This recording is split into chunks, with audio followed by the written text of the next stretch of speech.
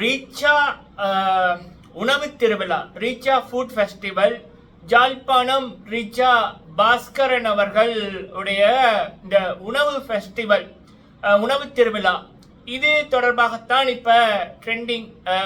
பல பல வீடியோக்கள், பல பதிவுகள், பல விதமான கருத்துக்கள் பார்க்க முடிந்தது. ஸோ இந்த ரீச்சா உணவு திருவிழாவை பற்றிய விடயம் நான் இப்போ இது ஃபர்ஸ்ட் டைம் பார்க்கல. கிட்டத்தட்ட 1 மாதங்களுக்கு முதலே இதை பற்றிய விடயங்களும் இதை பற்றிய பேச்சுக்களும் பார்க்க முடிந்தது. என்னுடைய நண்பர்கள் சொன்னார்கள் 2.5 மாதம் 3 மாதங்களுக்கு முதலே இதை பற்றி தெரியும் அப்படின்னு. ஸோ காரணம் என்ன அப்படின்னா, அந்த அளவுக்கு அதற்கான ப்ரொமோஷன் ஒர்க், விளம்பரங்கள், அதை மக்கள்கிட்ட கொண்டு போய் சேர்க்கிறது எல்லாமே பக்காவா கரெக்டா பிளான் பண்ணிட்டார்கள். அதாவது இப்படி ஒன்று நடக்க இருக்கு, பயங்கரமா இருக்க போகுது அப்படின்னு அந்த ஒரு பில்டப் கொடுப்பாங்கல்ல. ஸோ அதை பயங்கரமா மேனேஜ்மெண்டோட, பிளானிங் மேனேஜ்மெண்டோட, ப்ரொமோட்டிங் மேனேஜ்மெண்டோட எப்படி கொண்டு போய் சேர்க்கணுமோ அதெல்லாம் பண்ணிட்டார்கள். அப்போ இப்போ கேள்வி என்ன அப்படின்னா, அந்த தங்களுடைய விழா அப்படி ஒரு பெரியதொரு விழா, அப்போ அந்த விழாவை ஒரு கிட்டத்தட்ட ஒரு 4-4.5 மாதத்துக்கு முதலே இல்லை 6 மாதத்துக்கு முதலே இப்படி பிளான் பண்ணவர்கள், பக்காவா பிளான் பண்ண மாதிரி மக்கள்கிட்ட இதை கொண்டு போய் சேர்த்தவர்கள். அதாவது வெள்ளி, சனி, ஞாயிறு மற்றும் 2 நாள் நினைக்கிறேன், 10ஆம் தேதி வரைக்கும், நாளை வரைக்கும் இப்படி ஒரு விழா நடக்க போகுது அப்படின்னு மக்கள்கிட்ட கொண்டு போய் சேர்த்தவர்கள். ஆன்லைன்ல பெரியவர்களுக்கு 3000-ம் சின்னவர்களுக்கு 2000 ரூபா என்னவோ. ஸோ அப்படின்னு அந்த ப்ரைஸிங் எல்லாம் ஆன்லைன்லயே புக் பண்ற விடயங்களை பார்த்தவர்கள். அதை தாண்டி முதல் நாள் பார்த்தீங்கன்னா நிறைய ப்ரொமோஷன் நடந்தது. நம்ம இந்த யூடியூப் சேனல்ல 6 வருஷமா இருக்கோம். 4 சேனல் வச்சிருக்கோம். டனிஸ் வியூ, டனிஸ் டாக், டனிஸ் வாய்ஸ், டனிஸ் பிஎஸ் தமிழ் கேமிங் மற்றும் பெரிய பிக் பாஸ் சேனலுக்கெல்லாம் ஸ்கிரிப்ட் எழுதி கொடுக்குறோம். விஜய் டிவி நண்பர்கள், பல மீடியா நண்பர்கள் அப்படின்னு கேட்கலாம். இந்த மீடியாவில் நம்ம ஒரு 9-8 வருஷம் இருக்கோம். ஸோ அப்போ மீடியா மார்க்கெட்டிங், ப்ரொமோட்டிங், அதுவும் யூடியூப் மூலம் எப்படி ப்ரொமோட் பண்ணுறதுன்றதெல்லாம் அவ்வளோ எக்ஸ்பீரியன்ஸ் இருக்குது, எக்ஸ்பீரியன்ஸான நண்பர்கள் இருக்காங்க. ஸோ அப்போ இப்போ ஈவன் அந்த விழா ஆரம்பித்ததுக்கு அப்புறம் கூட பக்காவா ப்ரொமோஷன் ஒர்க் எல்லாம் பயங்கரமா நடந்தது. சாப்பாடு அப்படியே இருக்கு, அலைமோதுற மக்கள் அசத்திட்டாங்க, தூள் கிளப்பிட்டாங்க, சூப்பர் அப்படின்னு எந்த சோசியல் மீடியா விடாமையுமே தங்களை ப்ரொமோட் பண்ற விடயங்கள். அதாவது ரிச்சா அந்த உணவு திருவிழா, ரிச்சா பாஸ்கரன் அவர்கள், அப்புறம் கூடின மக்கள், இதை தாண்டி இப்படி ஒருத்தர் ப்ரொமோட் நம்ம பண்றாருப்பா, இப்படி ஒரு தமிழர் சூப்பரா பண்றாருப்பா, மக்கள் மீது எவ்வளவு அக்கறைப்பா, அப்படியான பதிவுகள் அதிகமாக பார்க்க முடிஞ்சுது. சரியா? அதாவது மக்கள் சொல்றதை விட சில இந்த அதாவது சாரி, செல்போன், மொபைல், படங்கள், அதுக்கெல்லாம் படம் சூப்பரு, சாப்பாடு சூப்பரு, ஹோட்டல் ரிவ்யூ பண்ணி போட்டு, sorry super, dress super. So அப்படின்னு அதே ஃபார்மேட்ல திருவிழா சூப்பரு, ரிச்சா திருவிழா சூப்பரு, அலை மோதுது, மக்கள் பாராட்டுறாங்க. ஸோ இப்படி ஒருத்தரா யார் அந்த பாஸ்கரன் அப்படின்ற ரீதியில பயங்கரமான ப்ரொமோஷன் ஒர்க் எல்லாமே முதல் நாளே நடந்தது, வெள்ளிக்கிழமையே நடந்தது. சரியா? ஸோ அப்படி அந்த ப்ரொமோஷன்ல கவனித்தவர்கள் ஏன் இன்னொரு மேனேஜ்மெண்ட்டை தவற விட்டுட்டாங்க? இப்போ மக்கள் வீடியோக்களை பார்க்க முடியுது, போனவர்களே அங்க எந்த கேரிங்குமே இல்லை. ஸோ அப்போ இப்படி ஒரு விழா பண்ணுவோம், அப்போ இப்படி காசை ஃபிக்ஸ் பண்ணுவோம், கண்டிப்பாக லாபம் வரும், அதை ப்ரொமோட் பண்ணுறதுக்கு என்னெல்லாம் பண்ணணுமோ அத்தனையும் ட்ரிபிள் மடங்கு பண்ணியிருக்காங்க. அப்போது தங்களோட சைடில் இப்படி ஒரு விழா நடக்க போது அதை பாஸ்கரன் அவர்கள் பண்ண போகிறாங்க. இதை எப்படி மக்கள்கிட்ட கொண்டு போய் சேர்க்கிறது, இந்த ப்ரைஸிங் இது எப்படி மக்களை எடுக்க வைக்கிறது, அடுத்தது ஈவன் வெள்ளிக்கிழமை முதல் நாள் கூட அதை எப்படி ப்ரொமோட் பண்றதுன்னு எல்லாமே பக்காவா பிளான் போட்டு பண்ணவர்கள். அப்ப அந்த வர்ற மக்களுக்கு சரியான ஒழுங்கமைப்பு, சரியான முறையில் அவங்க, அதுவும் அல்டிமேட், அதாவது இந்த உணவு இதை என்னன்னா அல்டிமேட் 3000 ரூபாய் 3500 ரூபாய் கொடுத்தா அல்டிமேட், எவ்வளவு வேணும்னாலும் சாப்பிடலாம், எவ்வளவு தர வேணும்னாலும் சாப்பிடலாம், சொன்ன பேச்சு இது. அப்ப அப்படி வார்த்தைகளை சொல்லி போட்டு அப்ப இவ்வளவு ப்ரொமோஷன்ல அவங்களுக்கு அவங்க அந்த நிகழ்வு, அந்த நிகழ்வை நடத்துறவரோட பெயர், அந்த நிகழ்வுக்கு எவ்வளவு காசு, ஈவன் முதல் நாள் கூட அதை பயங்கரமா ப்ரொமோட் பண்றதுக்கு ப்ரொமோட்டிங். அப்ப இதெல்லாம் பார்த்து கரெக்டா பண்ணவர்கள். அப்ப அந்த வர்ற மக்களோட சௌகரியம், அவங்க அதாவது வீக்கெண்ட் பல பேர் வேலை செய்யறவர்கள், வெயிலுக்குள்ள மலைக்குள்ள பனிக்குள்ள வேற வேற ஊர்கள்ல இருந்து இது இப்படி பண்றவங்க அவங்களுக்கு 3000 ரூபா அப்படின்னைக்குள்ள ஒரு $10 பெரிய காசு. ஏன்னா அதை வந்து வேற விதத்துல வடிவா செலவழிச்சுட்டு போயிடலாம். சரியா? அப்ப அந்த காசுல அவங்க அப்படி வரைக்குள்ள அவங்க அந்த வீடியோக்கள் எல்லாம் பார்த்துட்டு என்ன நினைச்சிருப்பாங்க, அப்பாடா ஜாலியா என்ஜாய் பண்ண போறோம்னு. அப்ப அங்க போனா எல்லாமே போச்சு, எல்லாமே போச்சு.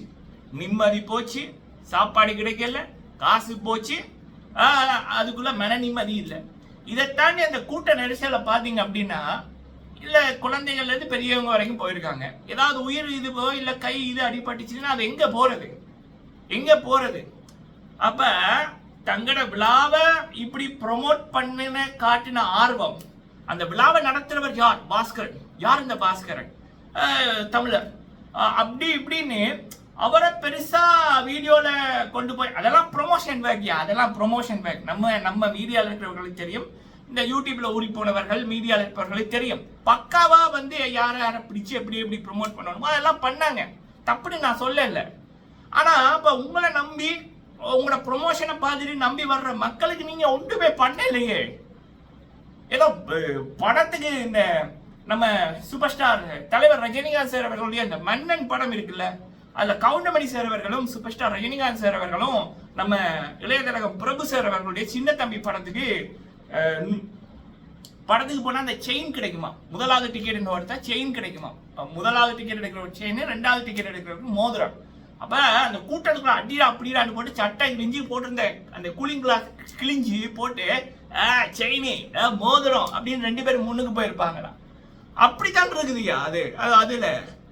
அப்ப எங்க அந்த மேனேஜ்மெண்ட், அப்ப ஒழுங்கமைப்பு எங்க, அதுக்கு பொறுப்பான நபர்கள் எங்க, அங்க வந்த மக்களுக்கு வழி நடத்துறவர்கள் எங்க?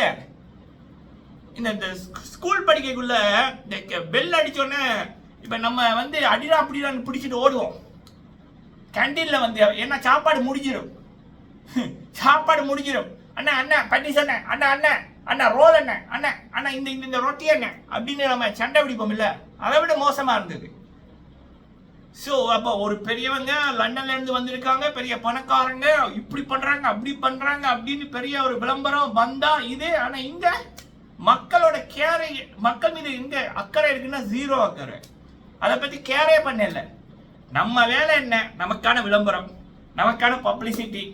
இப்படி ஒரு விழா நடக்க போகுது, காசு இவ்வளவு எடுத்தாச்சா வரண்டா. அது முதல் நாள் ப்ரொமோஷன், ஒரு 10-15 பேர் இறக்கி, அதுக்கு மேலே தெரியல இறக்கி போட்டு இப்படி அதுங்கிறது விழா, மக்கள் இது சாப்பாடு அருமை. அவன் சாப்பிட்டு இருப்பானு தெரியல, அவன் அருமைன்னு சொல்லுவான். இல்லை நான் சொல்றேன், அப்படித்தான் பொதுவாக நடக்கும். சரியா? எல்லா சாப்பாடும் சாப்பிட்டு இருப்பானு தெரியல, உண்மையிலேயே அவங்க போனாங்களான்னு தெரியாது. சில பேர் இப்போ வேற இடங்கள்ல தான் நடக்கும். சரியா? அவன் வேற எங்கேயோ இருப்பான், விழா எங்கேயோ நடக்கும், ஆனால் அவன் பெரிய சேனல் வச்சிருப்பான். உடனே வந்து இந்த சில பேர் என்ன பண்ணுவாங்கன்னா, அண்ணா நான் இங்கே இருக்கனே தம்பி நீ வரத்தவில்லை, நீ அங்கே இருக்கிற மாதிரி ஒரு செட்டப் அமைச்சு போட்டு ஒரு வீடியோ போடு, எவ்வளோ காசு வேணுமோ சொல்லு அப்படின்னு தான் இந்த ப்ரொமோஷன் நடக்கும். ஸோ அப்போ தங்க சைடில் என்னென்ன பண்ணணுமோ, தங்களை எப்படி ப்ரொமோட் பண்ணிக்கணுமோ அதெல்லாம் பக்காவா பண்ணவர்கள். அந்த மக்கள் மீது இருக்கிற அக்கறை, மக்களோட மன நிம்மதி, மக்களோட சந்தோஷம், மக்களோட டைம், மக்களோட காசு, மக்களோட குடும்பம், சின்ன பிள்ளையிலேருந்து பெரியவங்க வரைக்கும் அவங்க வந்து உங்களுக்கு மரியாதை கொடுத்து உங்களை ஒதுக்கி, அப்போ வந்தவங்களுக்கு நீங்கள் என்னத்தை கொடுத்தீங்கன்னா 0 தான் கொடுத்தீங்க. அதுலேயே முதலாவது ஒரு வீடியோ ஒன்று பார்த்தேன். சரியா? முதலாவது ஒரு வீடியோ பார்த்தேன், சும்மா ஏதோ அதெல்லாம் என்ன ஒன்றும் தெரியாதவ மாதிரி பேசக்கூடாது, மண்டேல இது இல்லாதவ மாதிரி பேசக்கூடாது அப்படின்னு ஒரு பதில் வேறு. சரியா? அப்போ இது வந்து நான் வந்து ஒரு சோஷியல் மீடியாவில் இருக்கிற ஒரு ஆள், நம்ம வந்து இப்போ இதெல்லாம் பண்ணுறோம். கூடிய சீக்கிரம் சின்ன திரையில் இல்லை பெரிய திரையில் நம்மட டைரக்டிங்கோ ஏதோ ஒன்று வர இருக்கு, கண்டிப்பாக வரும். சரியா? ஸோ அப்போ அப்படி இருக்கக்குள்ள இந்த விடயத்தை பார்க்கக்குள்ள மேனேஜ்மெண்ட் தப்பாக இருக்கு. தங்கட சைடில் என்னெல்லாம் பக்காவாக பண்ணணுமோ, அந்த நிகழ்ச்சியை எப்படி பிரம்மாண்டமாக காமிக்கணுமோ, காசை எப்படி எடுக்கணுமோ, அதுக்கான ப்ரொமோஷன் எப்படி பண்ணணுமோ அதெல்லாம் பண்ணி போட்டு மக்கள் மீது எந்த விதமான அக்கறையும் இல்லை. யாருக்காவது கை உடைஞ்சு கால் உடைஞ்சு மண்டை உடைஞ்சு, ஏன் உயிருக்கு ஏதாவது நடந்திருந்தா ஏன் இப்படியெல்லாம் சண்டை வரும். அவன் நேரம் போ பசியோட கொடூரம் இதாக இருக்கும். ஒன்று வந்து டிசப்பாயின்மெண்ட்டாக இருக்கும், இன்னொன்று இப்படி ஆச்சுன்றீங்க. அப்போ அதுக்குள்ள கையெழுப்புகள் வந்திருந்தா யார் பொறுப்பு? 3000 ரூபா காசை கொடுத்து 30,000 ரூபா 60,000 ரூபா செலவாயிருக்கும் இல்லை? இது ஒரு பக்கம். அப்ப இந்த விடயத்தை பல பேர் இப்ப வந்து சுட்டி காட்டுறாங்க. என்னையா பெரிய ஆளு நீங்க, பெரிய கோடீஸ்வரர் நீங்க, பிசினஸ் மேன் நீங்க, அவ்வளவு ப்ரமோஷன் பண்ணீங்க, இங்க மேனேஜ்மெண்டே இல்லையா அப்படின்னு யாராவது அவங்க கரெக்டா தான் கேட்குறாங்க. வீடியோ போடுறவங்க கரெக்டா தான் கேட்குறாங்க. ஆனா அப்படி வீடியோ போடுறவங்க வந்து கூறா சொல்றதுக்கு ஒரு கூட்டம்.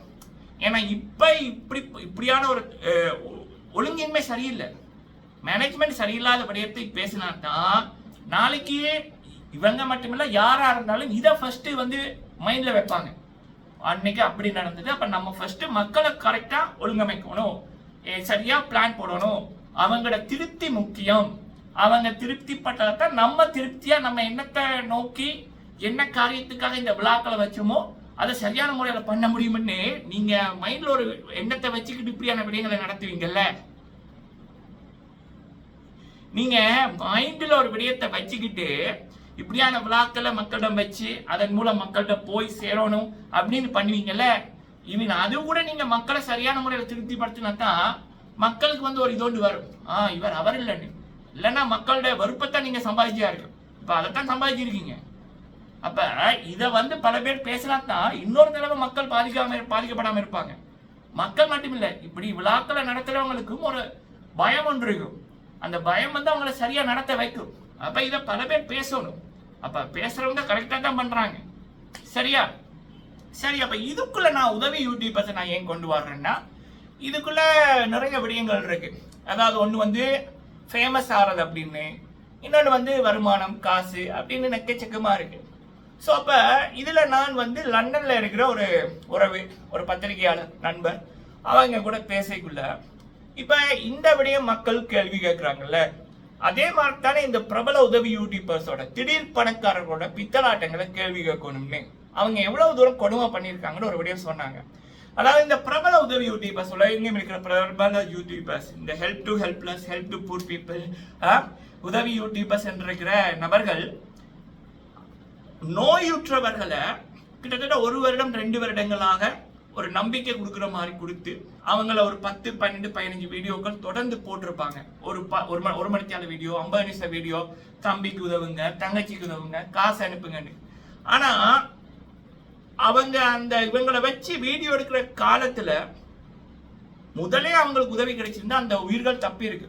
ஆனா அந்த உதவி யூடியூபர்ஸ் என்ற நபர்கள் நோயுற்றவர்களை பயன்படுத்தி போட்ட ஒரு 2 வருடம் 1.5 வருடம் சில தம்பி தங்கைகளை வச்சு இல்ல பெரியவர்களை வச்சு வீடியோ போட்டிருப்பாங்க. ஆனா அவங்களுக்கு எந்த பலனும் கிடைக்காம அவங்க இந்த உலகத்தை விட்டு போயிருப்பாங்க. ஈவன் அவங்க உலகத்தை விட்டு போனதுக்கு அப்புறம் அந்த வீடியோக்களை போட்டு அதன் மூலம் காசு உழைச்சு கேடுகட்ட திடீர் பணக்காரர்கள் பிரபல உதவி யூடியூபர்ஸ் இருக்காங்க.